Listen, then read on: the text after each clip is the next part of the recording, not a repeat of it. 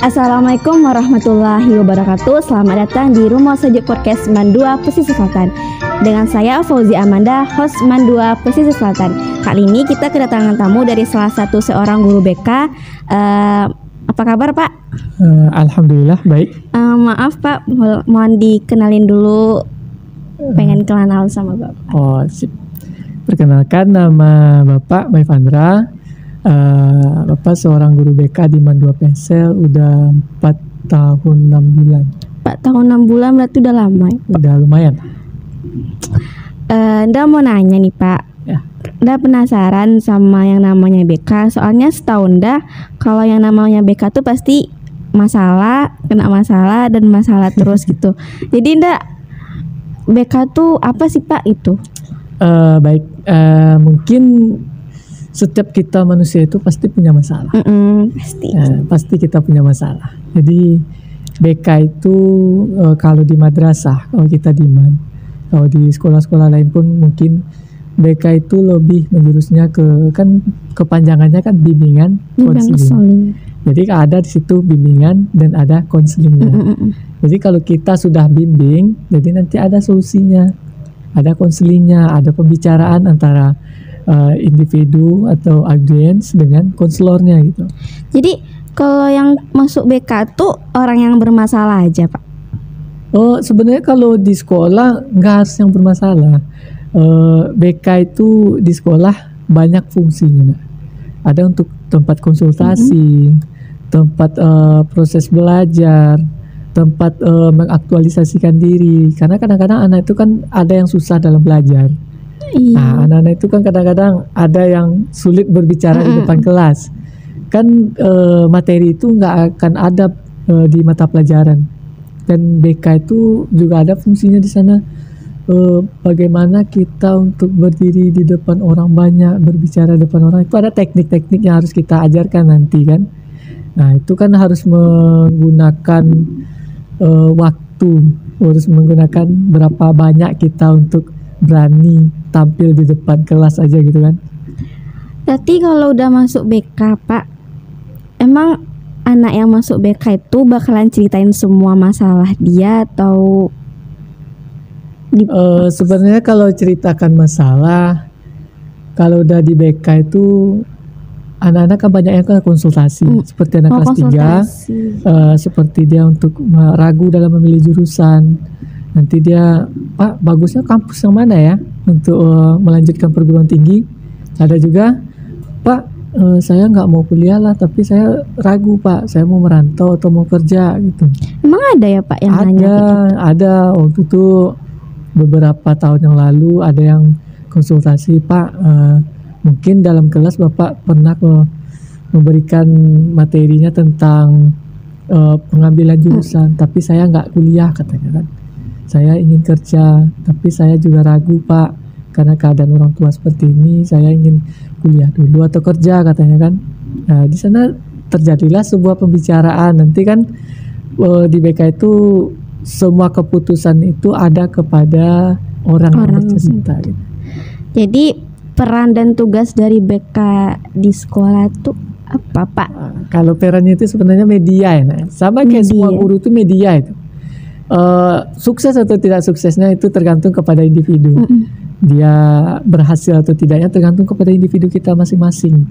Kadang kan kita hanya terlalu larut dalam keadaan kita menyalahkan orang lain. Dalam keadaan kita maju atau tidaknya terkadang menyalahkan orang lain. Itu tidak bagus. Tapi di BK itu kan kadang-kadang diarahkan. Nah, makanya kalau dia paham dengan BK, kadang dia akan bercerita, Pak, saya ini bagusnya kuliah di mana ya Pak? Nanti konsultasi lagi kan, coba dilihat nilai rapornya, minatnya di mana, bakatnya di mana. Nanti diarahkan, oh kalau di sini mau nggak gitu.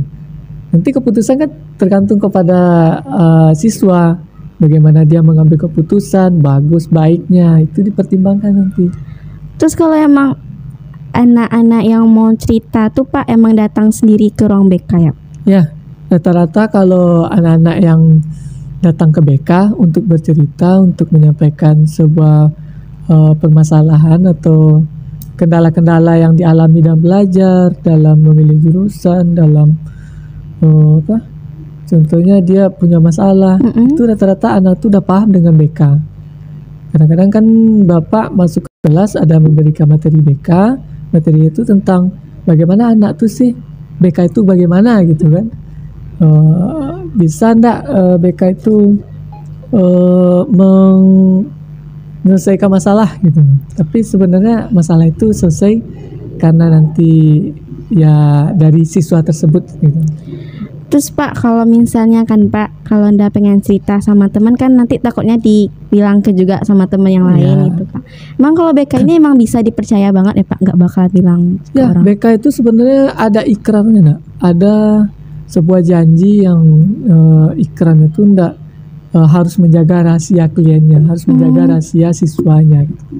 Dan nanti dibicarakan kalau memang itu ada sebuah permasalahan, harus ada pihak ketiga yang tahu, itu tuh sudah persetujuan dari orang yang bersangkutan.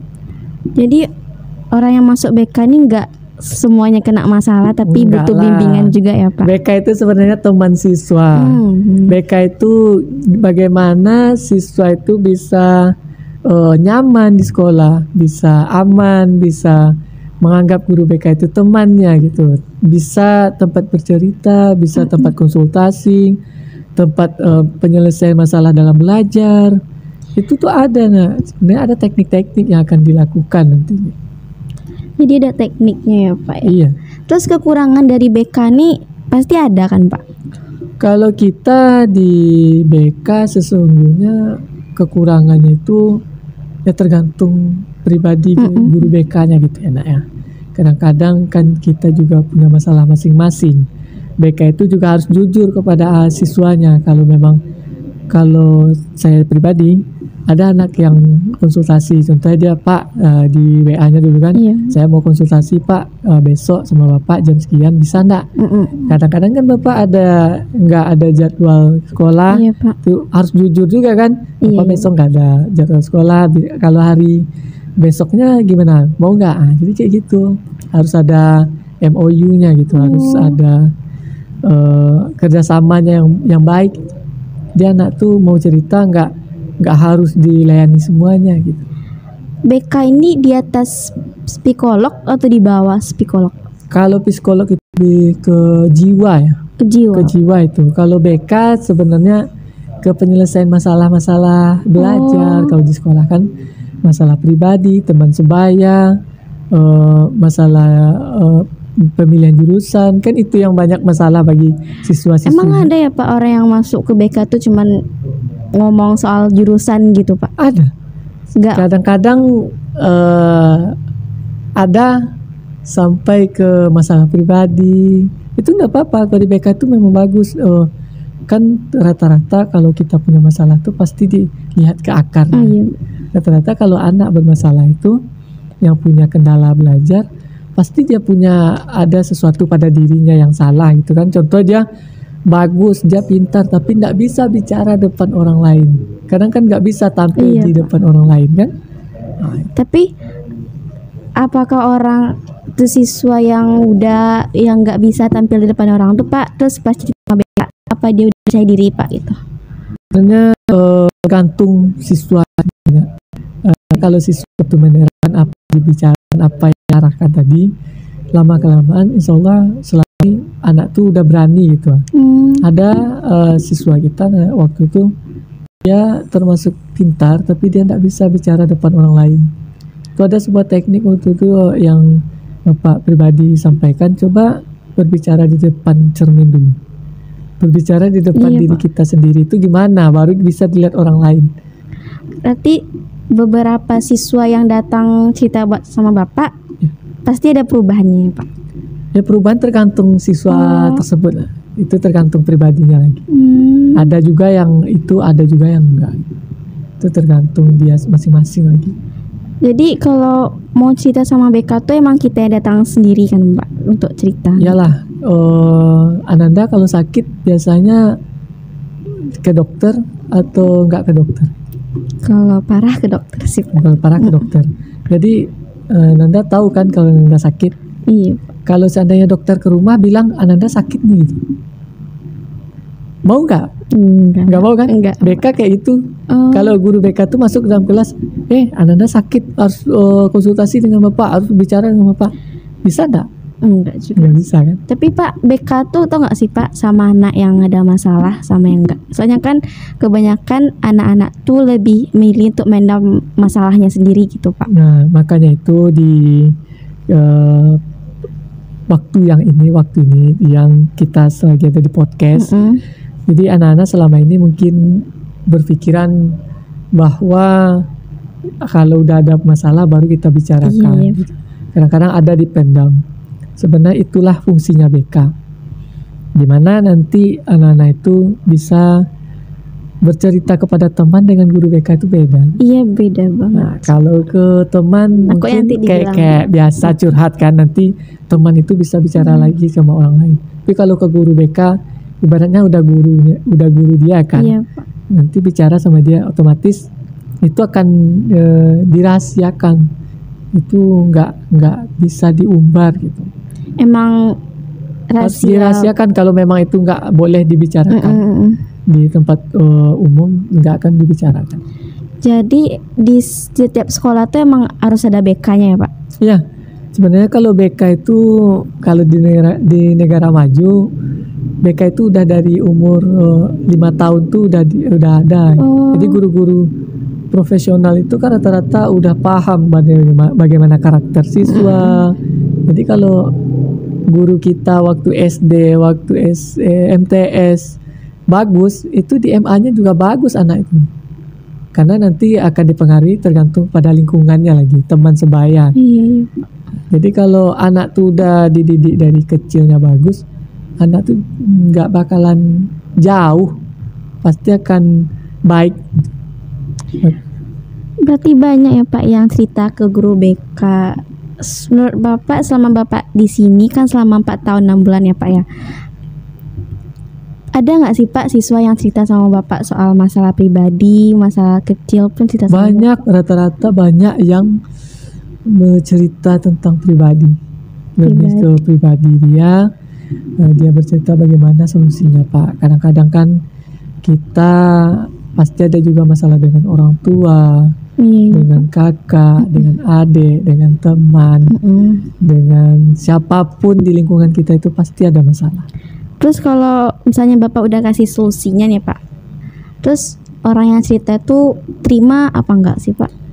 Kalau solusinya ya kan disampaikan seperti ini. Contohnya Ananda punya masalah pemilihan jurusan, tapi pas dipilih jurusan ternyata tidak sanggup, tidak mampu. Kan di awal udah dibilang nanti kalau jurusannya ini, contohnya jurusannya IPA. Kalau dia IPA tuh kan mata pelajaran yang harus diampu tuh matematika, biologi, fisika, kimia, itu nggak boleh di bawah KKM. Emang harus tinggi. Harus di atas KKM. Kalau kita IPS, contoh ekonomi, sejarah, geografi, itu yang jurusan yang tadi itu harus di atas KKM karena itu sudah jurusan. Makanya kalau pas anak-anak konsultasi tentang jurusan itu diarahkan, dilihat lagi nilai, dilihat lagi bakat minatnya di mana gitu. Kan yang tahu bakat minatnya ya diri sendiri kan? Jadi kalau seperti Nanda mau pilih jurusan apa gitu kan, coba pikir minatnya di mana, belajarnya bagus di mana. Kalau Anda sih Pak pengen masuk ke IPA, cuman kalau alasannya minat, apa? Anda pengen jadi dokter insya Allah kan Pak, jadi kan lebih amin. IPA. Cita-citanya jadi dokter, mudah-mudahan besok ketika Bapak udah sukses kan, Bapak udah orang sukses juga. Tapi kalau ke IPA matematika kurang sih Pak. Ya sana. Makanya kalau kita IPA itu dengan berhitung, fisika, kimia, biologi, itu udah hitungan. Kalau IPK suka sama ilmu hadisnya Pak. Sebenarnya kalau ada plus minusnya masing-masing mata pelajaran tuh. Iya sih Pak. Semua mata pelajaran itu bagus dan semua jurusan itu bagus. Dan ketika kita ngambil IPA juga ada mata pelajaran IPS, ada kan? Iya Pak, ada. Ketika kita ngambil jurusan IPK ada juga mata pelajaran IPS dan IPA. Jadi sinkron semuanya. Nah, jadi kadang-kadang anak-anak tuh nggak tahu, dia cuma takut, saya takut matematika, saya nggak mau masuk jurusan IPA. Padahal di IPS juga ada matematika kan? Iya. Nah, tapi kan siswa tuh itu ceritanya. Tapi kan MTK tuh lebih dominannya ke IPA gitu Pak. Lebih pengen ke IPA. Tingkatkan lagi ininya matematika, karena seinduk dari pelajaran itu rasanya kalau menurut Bapak sendiri ya, kalau kita bisa berhitung dan membaca dengan baik, tentunya mata pelajaran yang lain itu mudah. Kalau kita udah paham dengan hitung-hitungan, kalau untuk hafalan nggak susah. Iya sih Pak. Jadi mata pelajaran yang 4 seperti bahasa Indonesia, bahasa Inggris, matematika, apa satu lagi yang umum? Bahasa Indonesia. Bahasa Indonesia, bahasa Inggris, matematika, sama 3 nggak sih? 3. Berarti itu tuh harus paham. Itu kan di semua jurusan ada gitu kan. Bahasa Inggris Pak. Nah, makanya kita itu kalau sebagai siswa itu kan kadang-kadang mau milih. Punya pilihan, tapi yang nggak mau dipilih itu ada di pilihan tuh Pak. Karena di kehidupan itu juga butuhkan semuanya. Kita butuh sosial. Iya Pak. Kita butuh perhitungan. Kita juga butuh tujuan hidup. Jadi yang kita pelajari di Indonesia ini bagus. Maka orang-orang Indonesia bagus dalam segala hal. Kayak di negara Jepang aja itu kan, orang tuh kalau dari kecil diarahkan main bola, ya main bola sampai dia kuliah, sampai dia kerja gitu kan. Kalau di negara kita kan enggak. Tempat ini jadi itu. Karena orang Indonesia itu talent. Kalau menurut Bapak, kerjaan itu bukan kita bakal sukses nggak sih? Kita harus tahu ya, sukses itu bentuk apa? Sukses itu punya materi. Enggak. Sukses itu harus tahu kita pencapaian pada kita sendiri. Tujuan kita itu tadi apa? Kalau kita sudah dapat tujuannya dan sudah mendapat hasil dan kita dikatakan sukses. Paham? Contohnya pemain sepak bola mencapai suksesnya bagaimana? Harus keras dulu kan. Dia tahu hobi dia di mana, bakat dia di mana. Lalu dia sudah menghasilkan dari apa yang hobi dia tadi. Itu baru dikatakan sukses dan mempunyai target. Kalau saya umur sekian, saya main bola, harus punya ini. Nah, itu baru yang dikatakan sukses. Sesuai dengan apa yang ada dalam tujuan hidup kita tadi. Berarti kalau misalnya kita lebih suka hobi kebandingan belajar. Kan sebenarnya kalau kita belajar itu kan udah hobi ya.